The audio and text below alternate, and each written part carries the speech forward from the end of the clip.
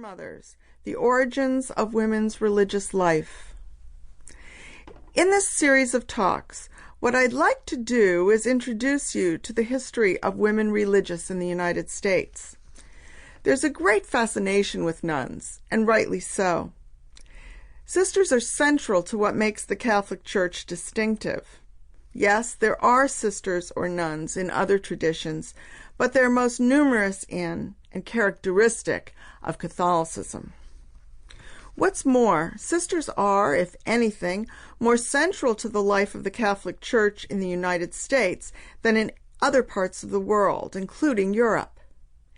As we shall see, sisters have outnumbered priests in the U.S. since almost the beginning of the nation's history. Thus, these women actually have been the majority of those engaged in full-time Catholic ministry in America, something not characteristic of Europe for most of its history. To a great extent, then, when we think about what the Catholic Church in the U.S. is all about, we're thinking about the contributions of sisters.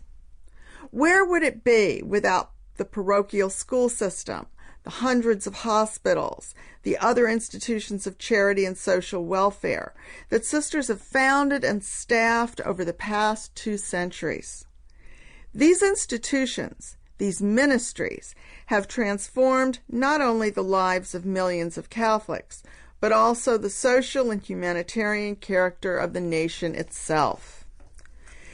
The year 2009 marks the bicentennial of the founding of the first community of apostolic, that is, uncloistered and non-contemplative, sisters within the boundaries of the United States.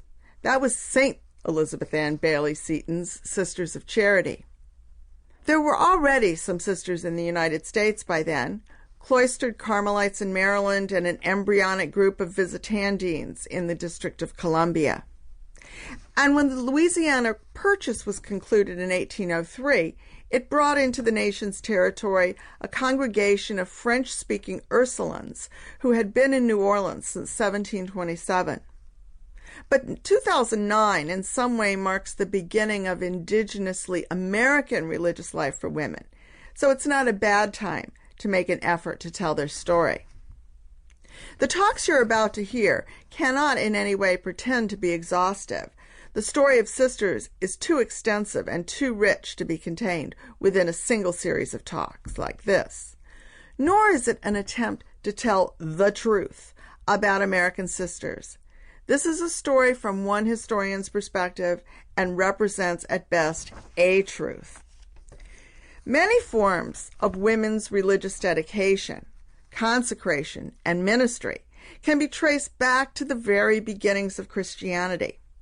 Jesus was radically open to the spiritual gifts and the potential of women, as evidenced in his relationships not only with his friends, such as Mary and Martha, but also with women who were regarded as outcasts by society at large.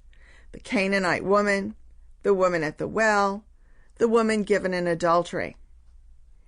In each of these women, Jesus recognized tremendous spiritual possibility, and they, in turn, responded to Jesus with generosity and devotion to his ministry, and in their service to the community called church that emerged from his incarnation.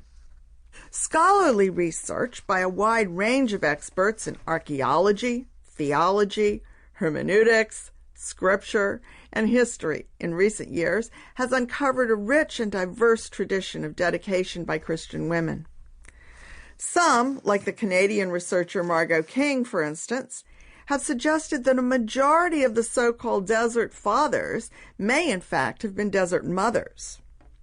Late 20th century excavations in the Roman catacombs, meanwhile, particularly that of Priscilla, have uncovered 1st century CE paintings of women as conveners and leaders of worship, as well as of those serving as deaconesses, consecrated virgins, and widows. As a historian, I find examples of these early foremothers almost too tempting. But alas, our time is limited, so we probably ought to stick to what we need to know, rather than what it would be nice to know about them. So despite the diversity and extensiveness of women's experience and